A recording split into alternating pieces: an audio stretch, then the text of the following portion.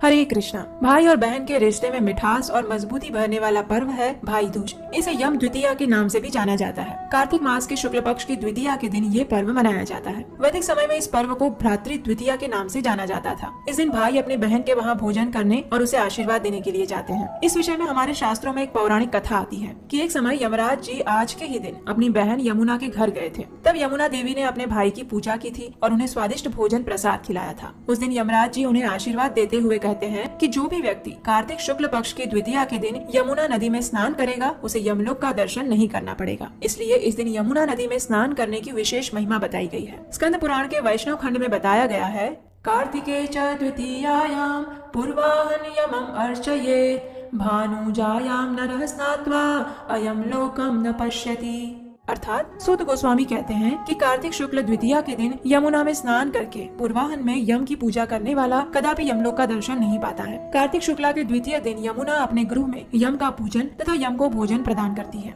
स्कंद पुराण में इस यम द्वितीया का पालन करने की विधि कुछ इस प्रकार बताई गई है। द्वितीया की तिथि को ब्रह्म मुहूर्त में उठकर मनुष्य को अपने स्नान इत्यादि कर्मों से निवृत्त होना चाहिए। अपने मन में परम भगवान श्री कृष्ण का स्मरण और अपने लिए हितकर बातों का चिंतन करना चाहिए। भगवान श्री हरि की पूजा आराधना करने के बाद हरे कृष्ण महामंत्र का अधिक से अधिक मात्रा में जप करना चाहिए। तत्पश्चात स्वच्छ वस्त्र आभूषण धारण करके यदि संभव है तो औदुम्बुर वृक्ष के नीचे जाकर अष्टदल कमल बनाकर उसमें भगवान श्री नारायण की पूजा करनी चाहिए। उन्हें चंदन, अगरू, धूप, दीप, पुष्प, नैवेद्य और नारियल अर्पित करें और फिर ब्राह्मण को गाय का दान दें। यदि गाय का दान देना संभव नहीं है तो अपनी क्षमता अनुसार कुछ भी दान दे सकते हैं। तत्पश्चात अपने परिवार के वरिष्ठ लोगों को प्रणाम करके उनके आशीर्वाद लें और फिर पुरुष को अपनी बहन के घर जाना चाहिए। बहन को अपने भाई का तिलक, अक्षत आदि से स्वागत करना चाहिए। उसे भगवान को अर्पित भोजन प्रसाद खिलाना चाहिए और भाई अपनी क्षमता अनुसार बहन को आशीर्वाद और वस्त्र, अलंकार इत्यादि प्रदान कर सकते हैं। जो भी व्यक्ति इस प्रकार यम द्वितीया का पालन करता है वो अपमृत्यु से मुक्त हो जाता है और पुत्र, पौत्र आदि से संपन्न होता है। जीवन के अंत में मोक्ष प्राप्त करता है।